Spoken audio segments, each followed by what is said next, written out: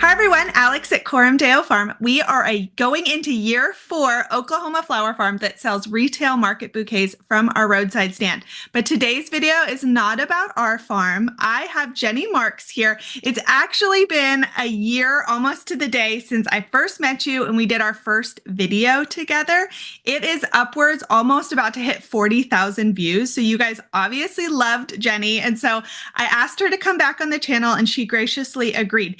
If you missed our first video, we talk primarily all about Jenny's farm. She walks us through her 9 years of flower farming, how she built her 6-figure flower farm, how she went from growing every single flower in the Floret catalog to a much more efficient and pared down system, how she determined how to sell, all of that stuff about what a profitable 6-figure flower farm looks like. But in today's video, we're going to zoom out and we're going to talk in general about what does a 6-figure flower farm look like? What are the traits and skills you need? What are the realities, kind of the checklist that you should go through if you're thinking about starting a flower farm? You're in the first couple years and that's a goal you have. We're going to talk about what it looks like to build that sort of farm. So not so much the specifics about what flowers to grow and how to grow things. And I joke Snapdragon spacing all the time. We're going to talk about the business, the marketing, the reality of all the other parts that go into a flower farm. But if you don't know Jenny, I will introduce her to you. She grows in the Finger Lakes region of New York. I think she's heading into year 10. She primarily sells CSA, farmers market, and recently launched a flower stand. I found out about her through the AFCFG. She's a regional director for her area, and she did a super helpful PowerPoint presentation on how to grow ranunculus.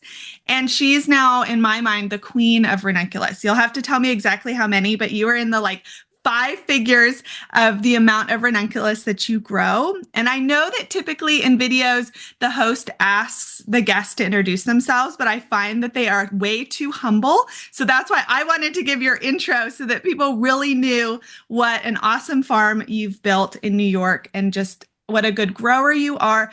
But what you also have done now that you're heading into year 10 is that you have all of this knowledge and you want to share it. Now, obviously, it's a business decision on your part to build a course and to do your podcast, 6-figure flower farming, but you also have that knowledge to share with all of us. And I'm just so thankful that you put in that time because yes, there's a monetary element to it, but there is a lot of time that goes into creating flower farming content. And so we are all thankful that you've chosen to take that time and are coming at it from an angle that's not as much talked about, which is the business, marketing, financial side of growing a flower farm, not just how do we grow beautiful flowers. So thank you, Jenny, for coming on. And if I missed anything, let me know.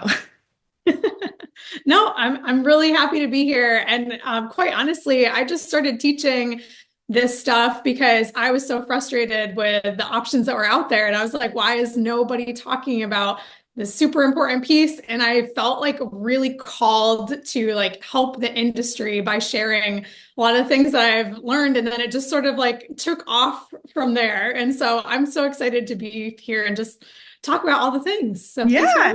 Yeah.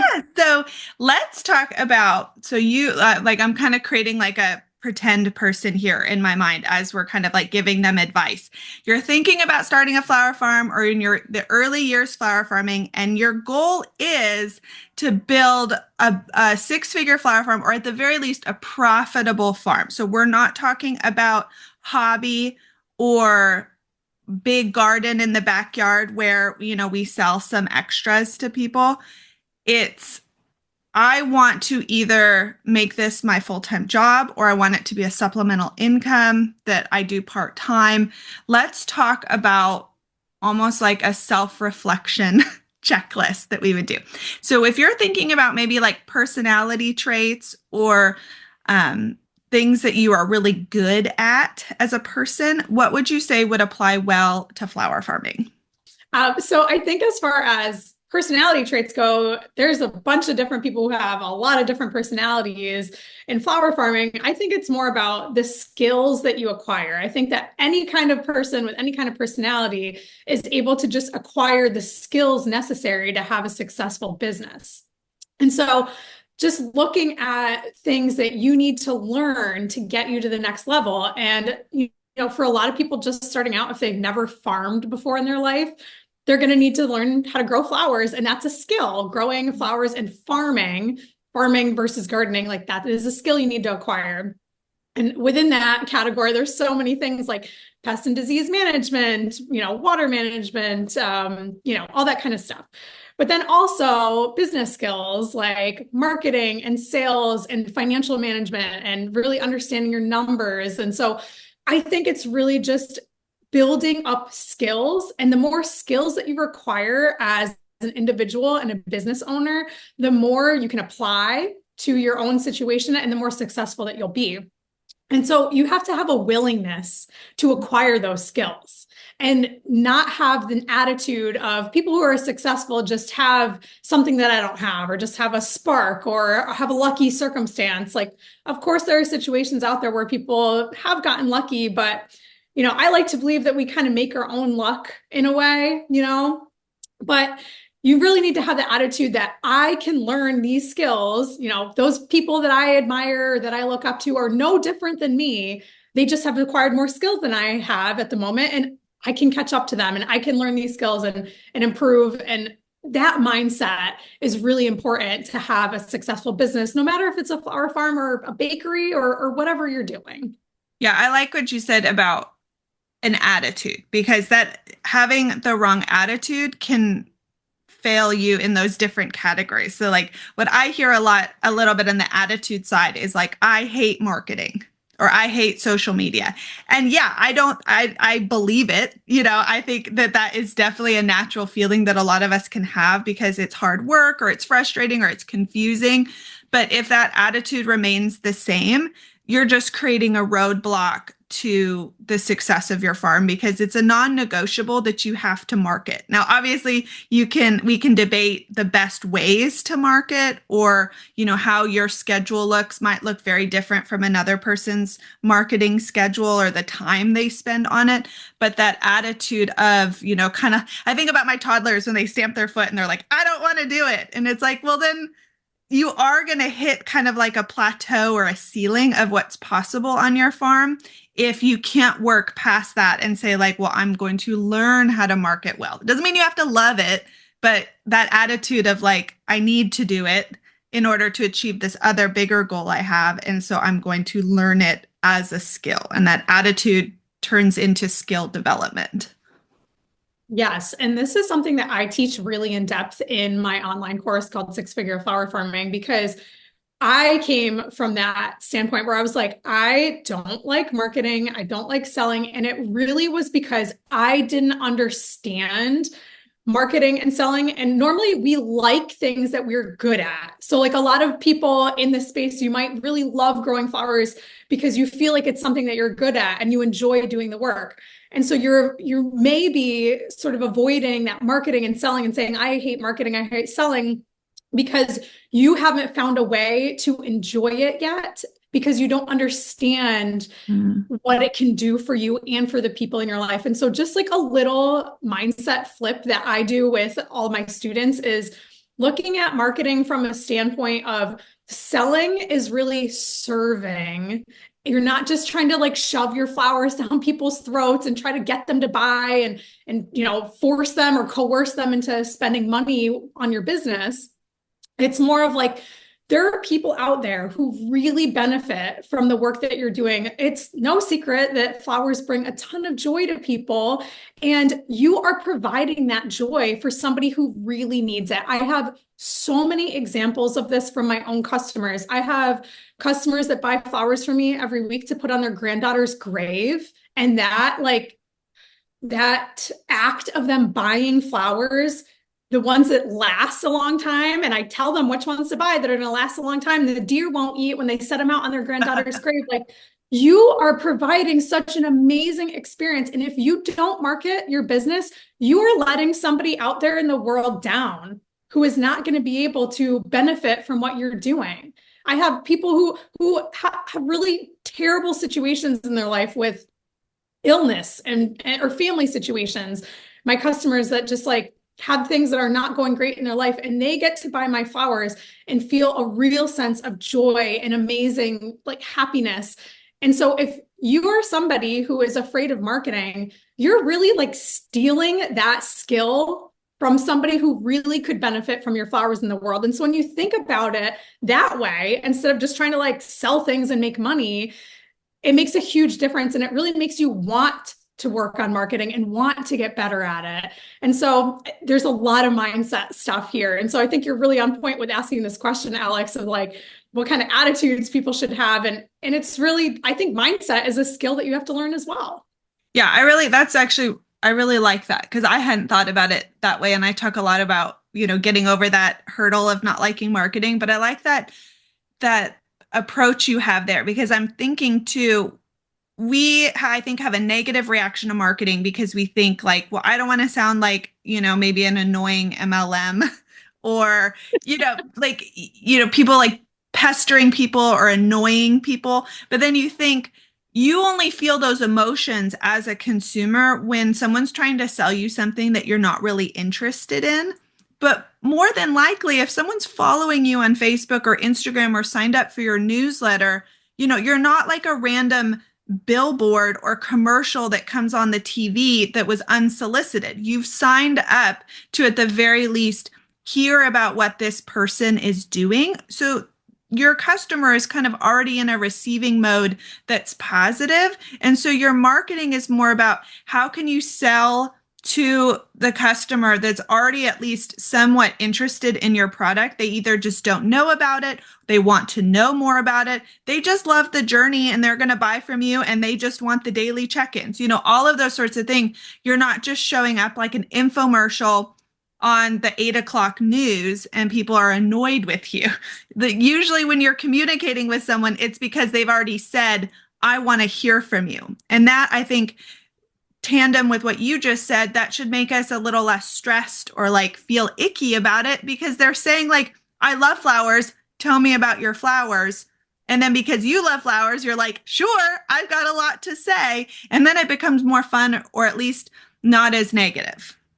Yeah, 100%. And I think it's totally normal to feel a lot of those things about marketing. Like I sometimes am still like, should I send out another email? I don't want to like be cluttering up people's inboxes or whatever. But then I started doing this thing where I save all the positive comments that people make to me about when I send an email or when I do marketing or when they buy my flowers.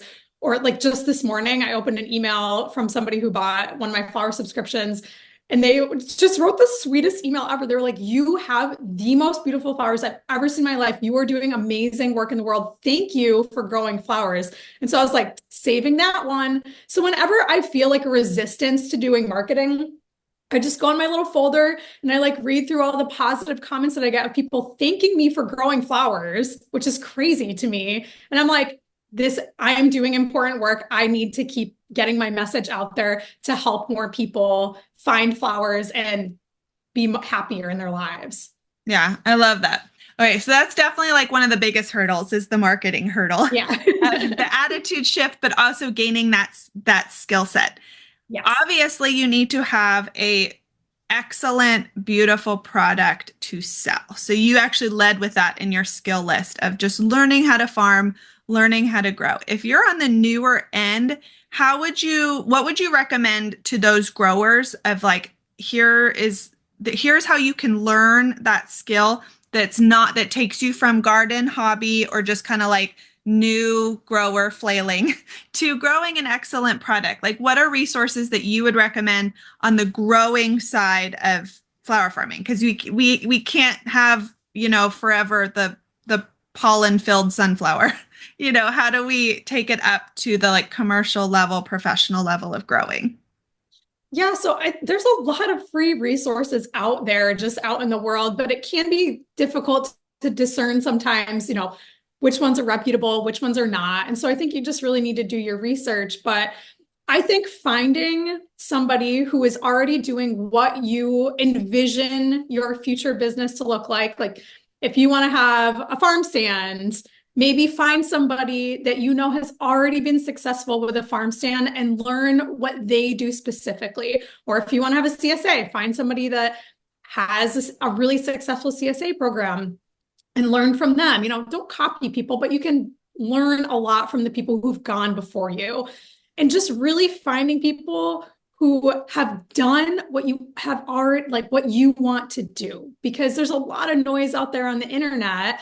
And if you're somebody who wants to have a business doing this, you're probably not going to learn the same skill set if you're just following somebody who is gardening in their backyard, but you want to have like a full-blown business. So just finding people that are doing what you want to do and learn from them as much as possible, and really focusing on the farming side of it. So this is another frustration that I have had within our industry, is it seems like there's a ton of growing resources out there for backyard gardeners and, hobbyists, which is amazing. I think that's so great.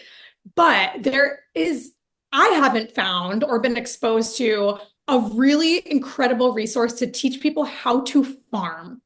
And I don't want to do a farming workshop or like farming course. Like we do one on-farm workshop every year, but it's like really focused on like very specific growing skills. But I'm like, I might have to someday if nobody else does it. So please, somebody out in the world do like a really incredible resource for farming, not just gardening, because I think that is like a little bit of a missing piece. But the ASCFG is great, is a wonderful place to start. The Association of Specialty Cut Flower Growers. It's really affordable to join, and they have so many resources and videos and articles. So I think it's a great place to start, is someplace like that. For those that haven't flower farmed yet or are in the beginning, kind of explain here like what you're saying of the difference. Like what does it look like when you're saying like there's a lot of resources in this category but not so much here, and they want to do their research and kind of be able to determine, am I looking at more of like hobby advice or is this flower farming? What are those differences, or what to look out for?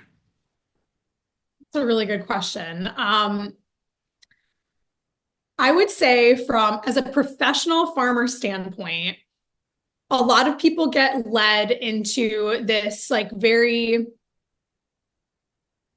don't know how to say this, but so we grow sustainably. We're not certified organic. We try to grow as organically as possible on our farm.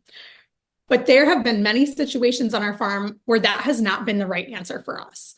And I see a lot of information out on the internet right now about like happy pest management, where you just like sprinkle fairy dust on your flowers and you'll never have a cucumber beetle ever again. And it's just so misleading and so not true.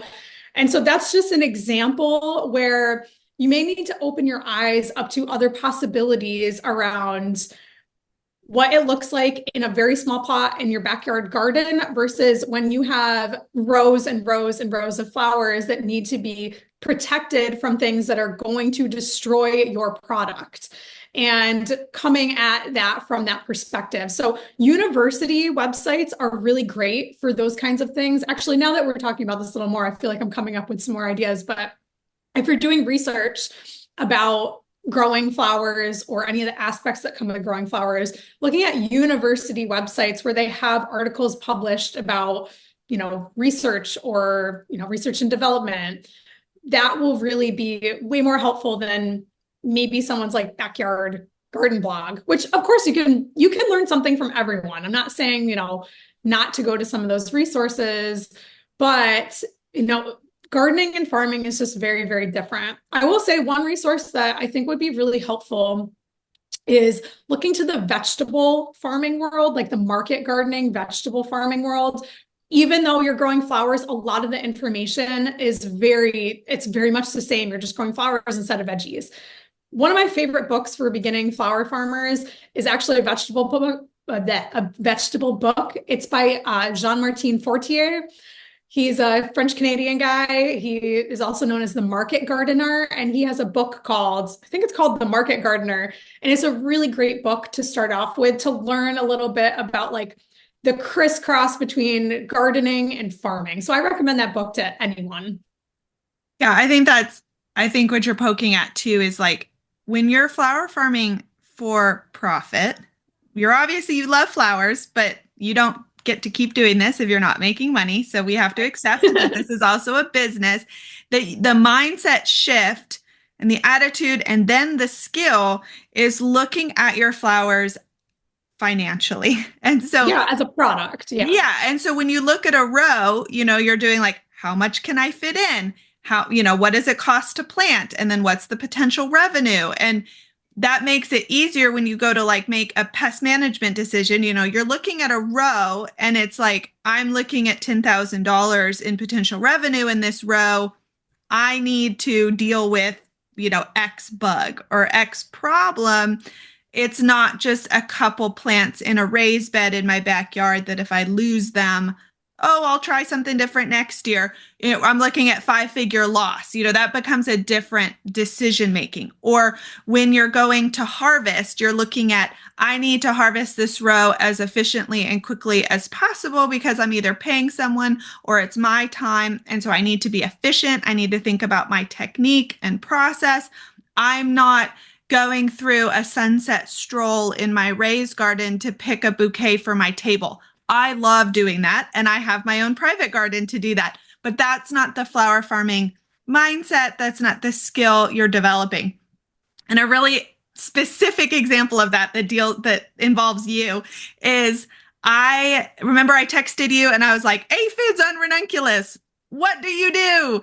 And you took the time, you sent me a long text message of kind of like what you did, but ultimately you said, if I see adult aphids on a ranunculus in my tunnel, I'm culling that plant, I'm removing it, I'm burning it or trashing it because it's not worth fighting that adult aphid cycle and potentially harming the other plants around. And so I shared that on one of my YouTube videos, I think just talking about ranunculus. And I actually got a lot of comments of people just like, stressed about the idea of pulling out a couple plants and trashing them.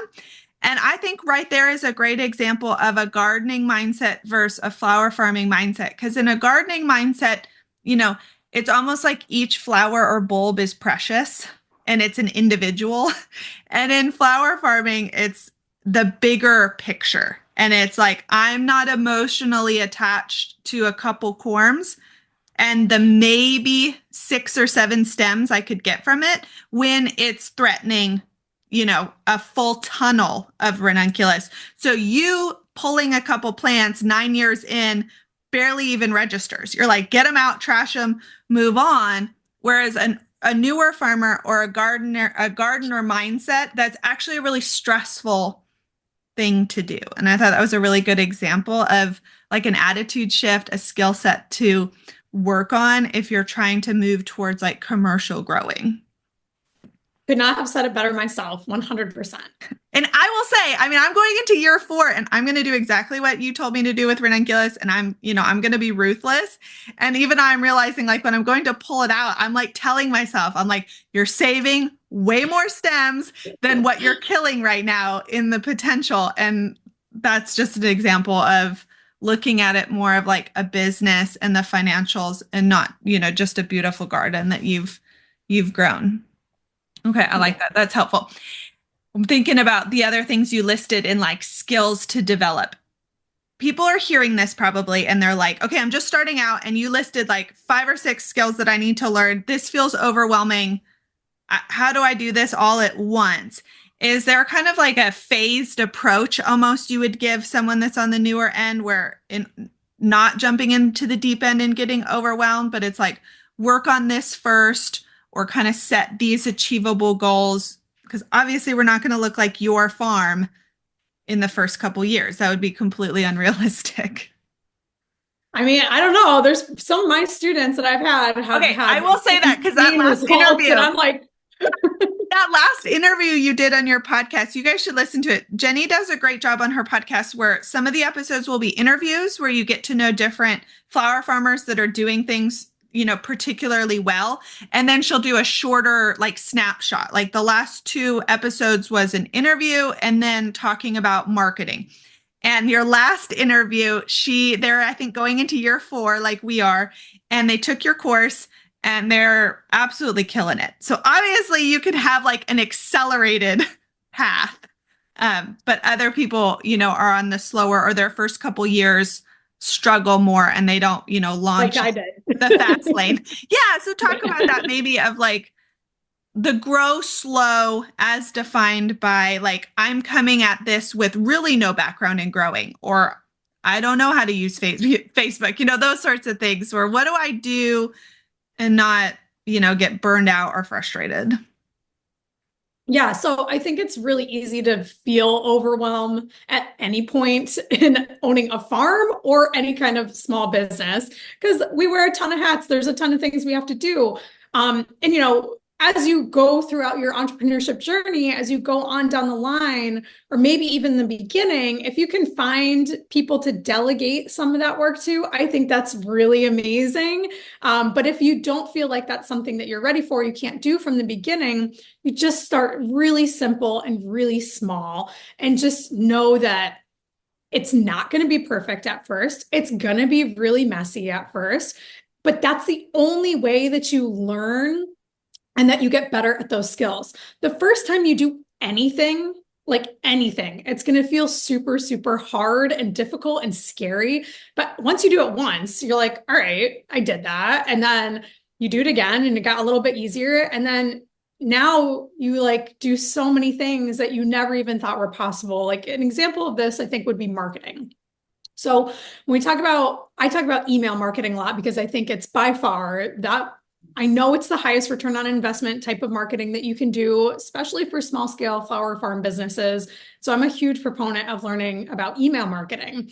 And so you can start really small and just have a really small email list and just send out like one email a month to your list and just commit to doing something very simple, very easy. And then as time goes by, once you master doing that consistently, you'll start to add in like fancier skills and fancier strategies and stuff. Like my email list right now is segmented. And what that means is you have different portions of your email list that you target differently for different sales or for different promotions and everything, instead of just having one big list that you send everything to. By segmenting your email list, you get better sales, you get better connection with your customers. And so when I started, I just had one big email list that I'd like send emails to. And now I have a ton of different segments. I have a ton of different workflows. I have a lot of freebies with automations. And so don't get overwhelmed trying to understand the whole world of marketing at first. Just start with one small thing. Just get that thing right, and then you can move on to the next. I think that's really the key to not feeling that crazy overwhelm and like, oh my gosh, there's all these things to learn. And then just, again, learning from people who've come before you and not trying to figure everything else. Don't try to figure everything out on your own because it will take you forever, like it took me. When I really started discovering and looking for people out in the world that knew how to do things I didn't, like when I started my business, I didn't know how to do any marketing or selling. And I found people that did, and I paid them a lot of money to learn from them. And it just like skyrocketed my success in my business. And so starting small and simple and getting fancy later.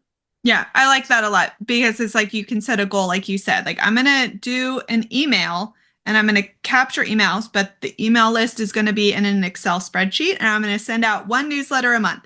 And that's an achievable goal. And then either you get comfortable with that or it's going really well. And then you're like, okay, I'm going to now use an email platform like MailChimp or Flowdesk. I'm going to do it that way. And that's how I'm going to send my emails. And that's how I'm going to capture my emails. So I'm no longer manually inputting it. I have it so that they can sign up. And then the next phase is, like you said, doing the segments and identifying like, that's something we did. I'm working on, and I want to get better at into year 4 is the segmentation. So like I have Flowdesk, I send out regular newsletters, but I have like all of my emails largely are just like all subscribers.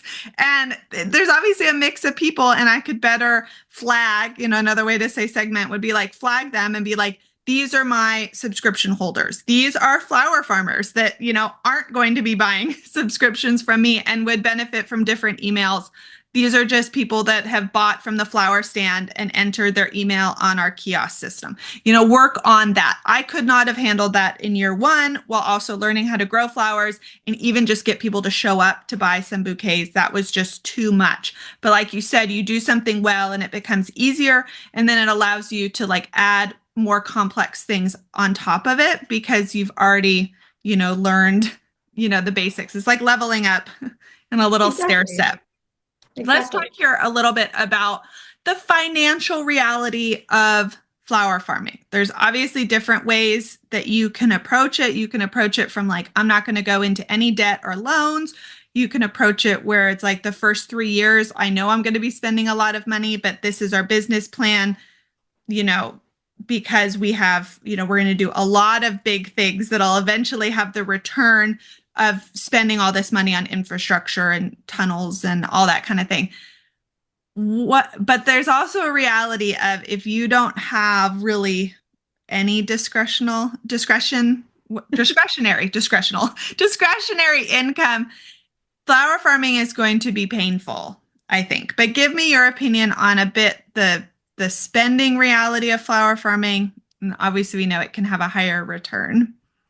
Yeah, I think a lot of people just have shiny object syndrome and have a real bad spending and budgeting problem. Talk A about lot of that. people who say that they're not profitable, so when you're first starting, if you're not profitable, it's probably just a cash flow issue. Like you just got to get cash in the door. You just got to start getting customers, getting consistent revenue. And like everyone has to do that when they're first starting.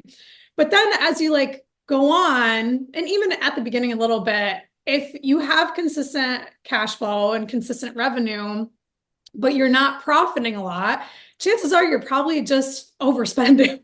And so making a budget is really just, it's such a simple thing to do. It doesn't take a lot of time. And just once a month throughout the season, just like glancing at your budget and seeing where you're at, like it can go such a long ways. And I know it's really hard for people who are just starting out in flower farming because I was the same way too. I was like, I got to try all these different varieties. I got to try all these different flowers, and it's just so exciting. And you're just excited about it. And so you buy a lot of seeds and you buy a lot of plugs. And I think that trialing is important, but just doing very, very small amounts of trialing and really sticking with like tried and true types of flowers and varieties based on your business model. So this kind of comes back to like, if you think that you, like me, if you want to do farmers markets and CSA is like, look at what I'm doing and just kind of like take some notes, don't look at a farmer florist who is only doing like bulk buckets and a la carte weddings and full service weddings and grow what they're growing, because they're two very different business models. And so, yeah, spending is definitely like a problem for a lot of people. And it's okay if you're an overspender, like no shame. You can rein it in, get really specific on what your customers want, what you need, what makes you a profit, and looking at that and making decisions on your spending. Because profitability, I mean, anyone can earn a profit. You just spend less than you earn. But if you want to make a really good profit, if you want to earn a living from your flower farm as a career, then you need to have both a decent amount of revenue and the ability to earn a healthy profit from it. Even if you just want a side hustle, you still got to like get your spending under control. So I don't know if that answered your question, No, but it does, because it kind of pokes at two advices that you've given in this video that seems to be like the repeating advice is the attitude and skill set shift of like a gardener or a hobbyist. When they're spending money, you're not having really to account for it. It's kind of like when you're late night buying something on Amazon or like yeah. a Black Friday and you're just like, oh, that's pretty, purchase, or oh, I'd love to, I'd love to grow that, purchase. I'd love to try that, purchase.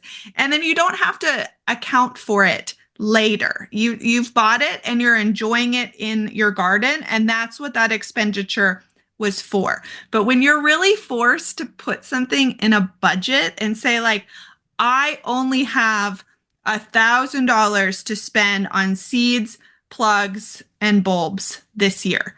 And that's your set amount you've budgeted. And then you have to account for it and put it in your Excel spreadsheet, or just, my gosh, say no to something.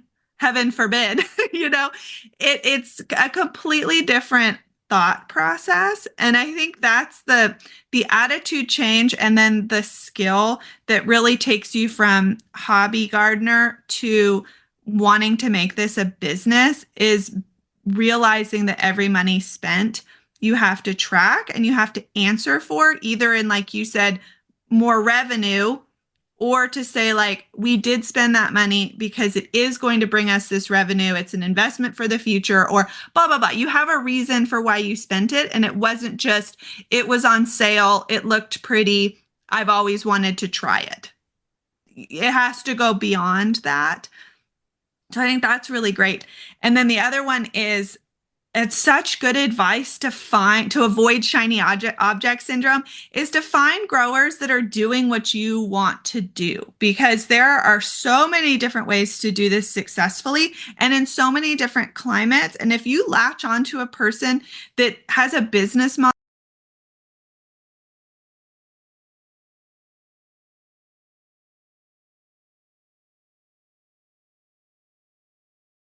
What we were talking about. I know. I just think this one last point I had, and then I'll close it and then go to Patreon. But you made a really good point about following people that are doing what you want to do, because there's a lot of noise. And there's also a way to get FOMO, or to get sidetracked in what your business plan is, when you see what other people are doing. So like a real good example for me would be like Nikki at Flourish Flower Farm. I mean, she is doing an amazing job. She's an amazing grower, but her model is wedding, florist, events, workshops. I know she has a flower stand, but she has a much bigger model in how she designs her farm, the flowers she grows. If I tried to follow Nikki, I would get myself in a big old mess, because it doesn't easily apply to Oklahoma growing, for example. Like, her climate and conditions would be a lot harder to replicate in Oklahoma. And she's choosing flowers and she's doing things with her flowers that are not our business model. So that would get me sidetracked. But Nikki is a fantastic marketer and photographer, and how she sells her flowers is why I follow her, because I can learn a lot, in that side of things. And so finding your people, I guess, to follow after kind of helps close out that noise and keep you focused and not sidetracked or feeling FOMO, or like, I'm not doing enough because my farm doesn't look like that. Well, are they a U-Pick, an event farm? Because a U-Pick farm is going to be designed very differently than a farm where people don't come on property and you're just trying to efficiently grow as many flowers as you can for the farmer's market. Those sorts of things that help focus you, I guess. Would you agree? Yeah, I mean, I think you can take inspiration from a lot of different places, but not getting like sidetracked and just trying to do what everyone else or somebody else is doing. Just sticking true to what you think that you want to do and what you're good at. And I love what you said about copying people, because I totally look at farms that are like, you're doing what I want to do. You don't grow too many flowers. What's your grow list? Cut and paste is what I've done a lot for those that sell retail, for example. Well, tell us here at the end about all the ways people can follow you for free, how they can get your courses, what you have coming up, all of your content creation that you have for flower farmers. Sure. So you guys can always listen to the podcast. It's the Six Figure Flower Farming Podcast. I also teach an online business course for small scale flower farmers once a year, and that is called Six Figure Flower Farming. And I'm doing a free marketing class. I'll get all of the links. I'll get all of the links from Jenny. I'll put them down so you guys can just click for all of this.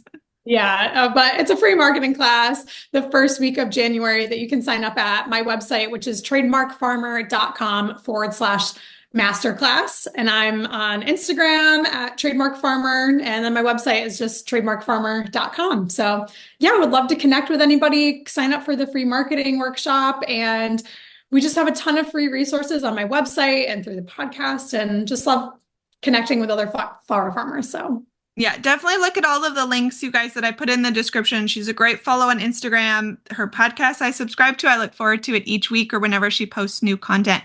But if you're a Patreon member, Jenny has graciously decided to stay on with me. And on our Patreon, we're going to post this next part of the interview that she's going to do. And we're going to talk about her farm stand that she launched this year, as well as her super profitable large CSA program that she runs. I just want to hear more the details about how she started it, what it looks like, all of that. So if you want to see that part of the interview, I'll put our Patreon link in the description below. But thank you, Jenny. Thank you for all this time you gave us. Thank you for all the effort you put into the content creation to fill a market gap in the flower farming world of all of this good information we need to know to be profitable. So thank you. Thanks for Bye, having guys. me.